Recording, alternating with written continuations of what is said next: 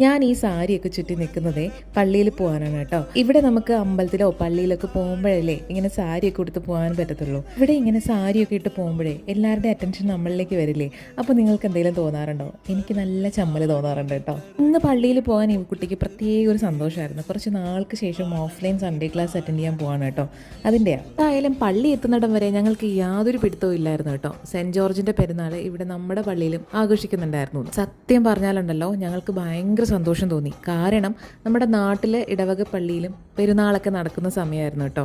അവിടുത്തെ ഒരുക്കങ്ങളൊക്കെ ഫോട്ടോസും വീഡിയോസും ഒക്കെ ആയിട്ട് കണ്ട് ആകെ വിഷമിച്ചിരിക്കുമായിരുന്നു കേട്ടോ. ഞങ്ങളുടെ കല്യാണം കഴിഞ്ഞ് വന്നിട്ടുള്ള ആദ്യത്തെ 2 പെരുന്നാൾ കോവിഡ് കൊണ്ടുപോയി. അത് കഴിഞ്ഞിട്ടുള്ള 2 പെരുന്നാളാണ് കേട്ടോ എനിക്ക് ആകെ കൂടാൻ പറ്റിയിട്ടുള്ളത്. 2 പെരുന്നാളെ കൂടിയിട്ടുള്ളെങ്കിലും ആ ഓർമ്മകളൊക്കെ എനിക്ക് ഭയങ്കര കോർ മെമ്മറീസ് ആണ് കേട്ടോ. രാസയ്ക്കൊപ്പം നടക്കുന്നതും പാട്ടും ബഹളവും നേർച്ച കഴിക്കുന്നതും ഒക്കെ ഭയങ്കര രസമായിരുന്നു. മോർ ഓവർ ഇതൊക്കെ ഒരു ഒത്തുചേരൽ കൂടിയാണല്ലോ. എന്തായാലും ഇവിടെ പള്ളിയിലും നമുക്ക് നേർച്ചയായിട്ട് അപ്പവും ചിക്കൻ കറിയൊക്കെ കിട്ടിയിട്ടുണ്ടായിരുന്നു കേട്ടോ. പിന്നെ ഇപ്പോൾ പഴയ പോലെ അത്ര സുഖമൊന്നും ഇല്ല കേട്ടോ. രാവിലെ പള്ളിയിൽ പോയി വരുന്നത് ശരിക്കും കരിഞ്ഞാണ് തിരികെ റൂമിലെത്തുന്നത്. അമ്മാതിരി ചൂട് തുടങ്ങിയിട്ടുണ്ടല്ലോ.